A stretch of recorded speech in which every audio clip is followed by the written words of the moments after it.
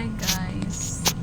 Tatry ako mag-makeup dito sa sasakyan kasi punta kami ng naisip kong mag-retouch kasi wala akong tawag ito, powder. Kaya ngayon maglalagay ako. Tapos ayan o, yung damit ko bago kami umalis. Nalagyan ng foundation. Oh my god.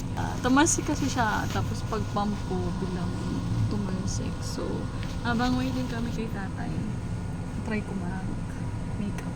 Ito, yung pouch ko, makeup pouch. May dala pa akong brush, powder. Wala kasi akong powder pa.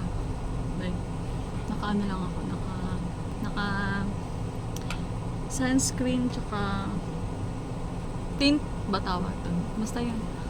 Parang sunscreen. Tapos, sunscreen siya, tapos tint. So, ayan. Para mag-set siya kasi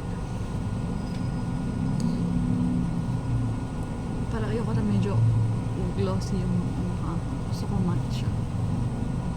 Or medyo That was funny, Nanay. kasi pag matte yung mukha ko, yung makeup ko, kasi parang feeling ko di ako pinagpapawisan. Parang feeling ko yung makeup ko hindi nahuhulos kapag nakamat makeup ako. Ayan, may dala akong brush. So,